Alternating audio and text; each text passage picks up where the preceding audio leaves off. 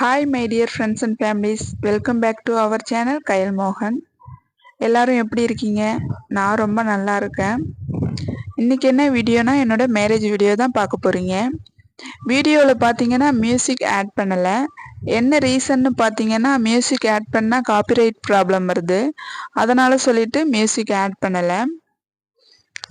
வீடியோக்குள்ளார போகிறதுக்கு முன்னாடி நம்ம சேனலை ஃபஸ்ட் டைம் பார்க்குறதா இருந்தால் சப்ஸ்கிரைப் பண்ணாதவங்க சப்ஸ்கிரைப் பண்ணிங்க. அப்படியே பக்கத்தில் இருக்க பெல் பட்டனையும் ப்ரெஸ் பண்ணுங்கள். அப்போ தான் நான் போடுற வீடியோ உங்களுக்கு நோட்டிஃபிகேஷனில் வரும். நீங்கள் வீடியோ மிஸ் பண்ணாமல் பார்க்கலாம். ஸோ வாங்க இப்போ வீடியோக்குள்ளார போகலாம். ஒரு 4-5 நாளாக பார்த்தீங்கன்னா லாங் வீடியோவும் போடல, ஷார்ட்ஸும் போடல. என்ன ரீசன்னு பார்த்தீங்கன்னா, ஒரு ஷார்ட்ஸில் சொல்லியிருப்பேன் ஆடு குட்டி போட்டிருக்குன்னு சொல்லிட்டு. அந்த குட்டி 2 குட்டி போட்டிருக்குன்னு சொல்லியிருப்பேன். அதில் ஒரு குட்டி பார்த்தீங்கன்னா இறந்துடுச்சு. அது மட்டும் இல்லாமல் ஆட்டுக்கும் பார்த்தீங்கன்னா நாய் கடிச்சிருச்சு. இப்போ ஆடு பார்த்தீங்கன்னா உடம்பு சரியில்லாமல் இருக்குது. அதனால சொல்லிட்டு கொஞ்சம் மனசு கஷ்டமாக இருந்தது. அதனால சொல்லிட்டு தான் வீடியோ எடுக்கலை. ஸோ இப்போ வாங்க வீடியோக்குள்ளார போகலாம். ஃபர்ஸ்ட் ஆஃப் ஆல் நம்ம பேரண்ட்ஸ் நமக்கு எதுக்காக மேரேஜ் பண்ணுவாங்கன்னு பார்த்தீங்கன்னா, நம்ம பேரண்ட்ஸால் நம்மளை கடைசி வரைக்கும் பார்த்துக்க முடியாதுங்கிற ஒரு ரீசன்னால் தான். போத் ஆர் பையன் அண்ட் பொண்ணு 2 பேருக்குமே தான் சொல்கிறேன். எதுக்காக நான் அப்படி சொல்கிறேன்னு பார்த்தீங்கன்னா, நம்ம அப்பா அம்மாவுக்கு வயசாயிடுமில்ல, அதுக்கப்புறம் நம்மளை பார்த்துக்கிறதுக்கு அவங்களுக்கு முடியாது. அதனால் சொல்லிட்டு தான் நமக்கு ஃபஸ்ட்டு மேரேஜ் பண்ணுவாங்க. நம்மள மேரேஜ் பண்ணி கொடுத்ததுக்கு அப்புறம் தான் நம்ம பேரண்ட்ஸ் பார்த்தீங்கன்னா ரொம்ப ஹாப்பியாக ஃபீல் பண்ணுவாங்க.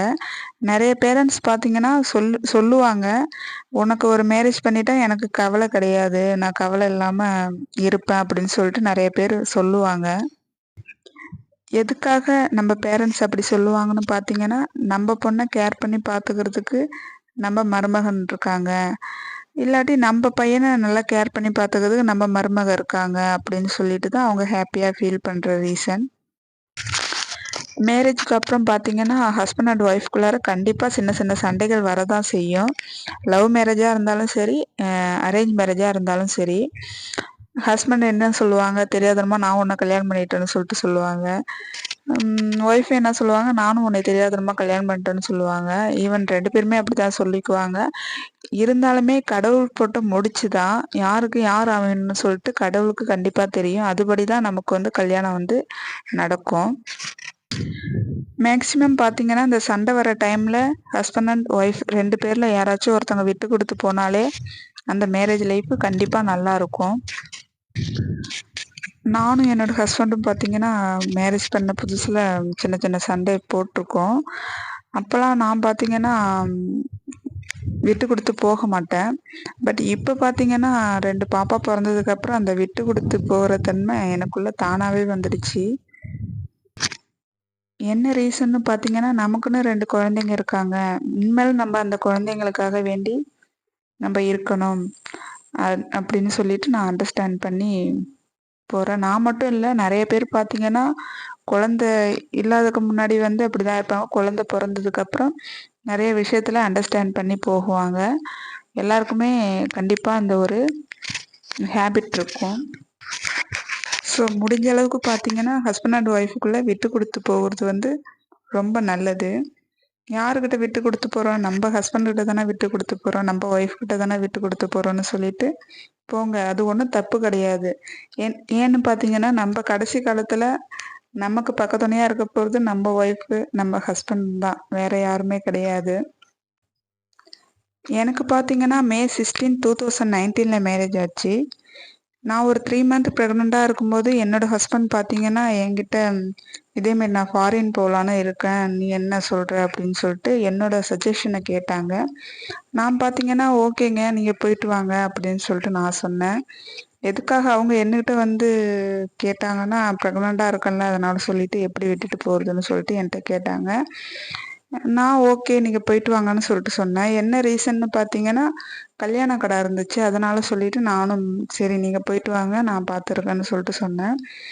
அது மாதிரி பார்த்தீங்கன்னா, என்னோட ஹஸ்பண்ட் வந்து 3 மந்த் நான் ப்ரெக்னென்ட்டா இருக்கும்போது அவங்க ஃபாரின் போயிட்டாங்க. ஃபாரின் போயிட்டு திரும்ப ரிட்டர்ன் எப்போ வந்தாங்கன்னா, பாப்பா ஃபர்ஸ்ட் பாப்பா பொறந்து ஒரு 10 மாசத்துல தான் வந்தாங்க. ஃபாரின்லேருந்து வந்து ஒரு 1 மந்த் தான் வீட்ல இருந்தாங்க. பாப்பா பர்த்டேவுக்கு கூட இல்ல. திரும்ப ரிட்டர்ன் ஃபாரின் போயிட்டாங்க. என்னோட ஹஸ்பண்ட் பார்த்தீங்கன்னா, ரொம்ப ஹார்ட் ஒர்க் பெர்சன். ஃபாரின் போய் 1 இயர் இருந்தாங்க. 1 இயர் கம்ப்ளீட் ஆனோனே திரும்ப வீட்டுக்கு வந்துட்டாங்க.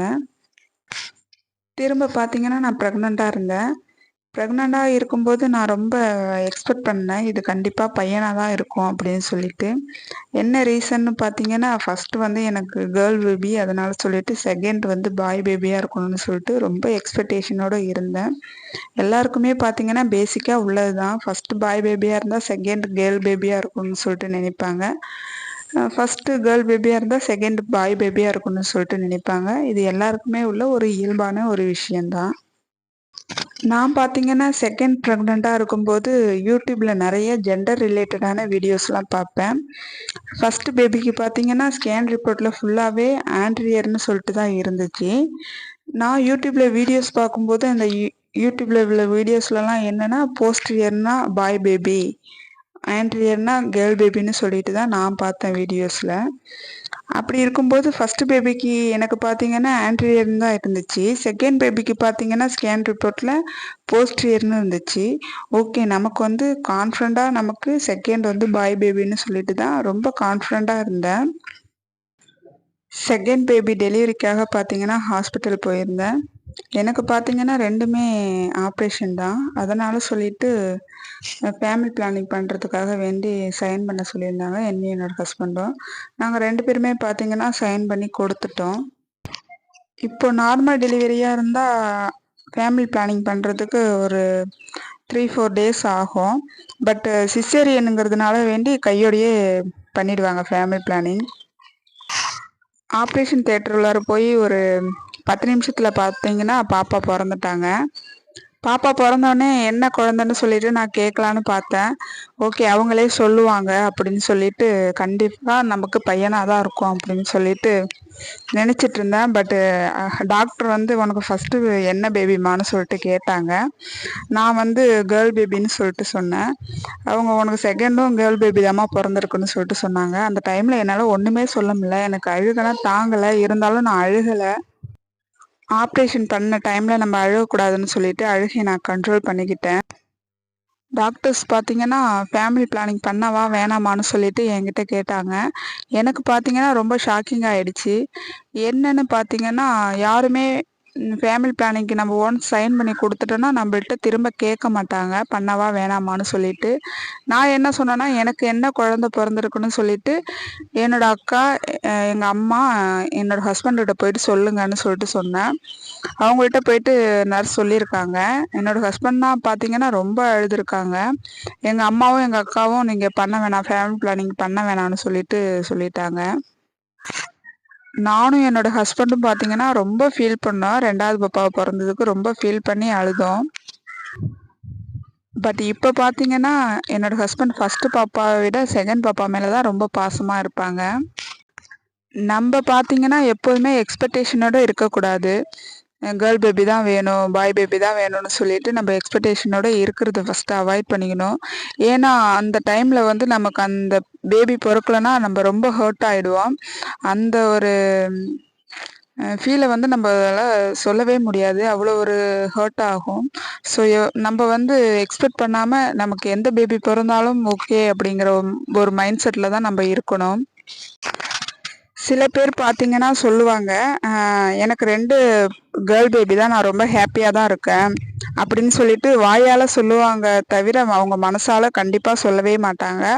அவங்களுக்கும் ஆசை இருக்கும். கண்டிப்பா நமக்கு ஒரு பாய் பேபி இல்லையேன்னு சொல்லிட்டு கண்டிப்பா அவங்க வந்து ஃபீல் பண்ணுவாங்க. பட் ஓப்பனா சொல்ல மாட்டாங்க. 3 பேபி பார்த்தீங்கன்னா, கண்டிப்பா எனக்கு பையன் கடவுள் கொடுப்பாருன்னு சொல்லிட்டு நான் நம்பிக்கையில இருக்கேன்.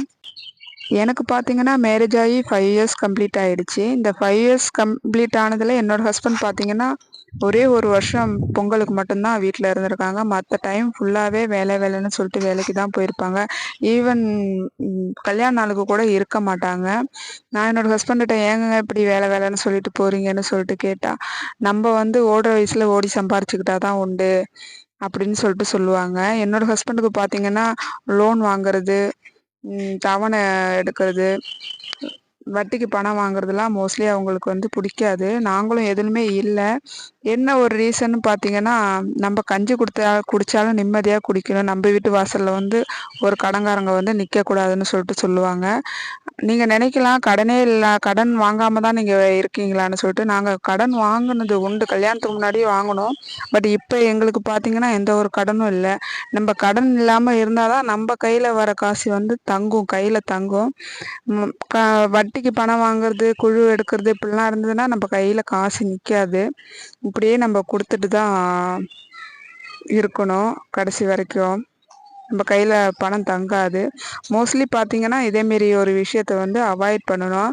நம்ம சேவிங்லயே பெஸ்ட் சேவிங் எதுன்னு பார்த்தீங்கன்னா, கோல்டு சேவிங் தான். முடிஞ்ச வரைக்கும் கோல்டுல இன்வெஸ்ட்மெண்ட் பண்ணுங்க.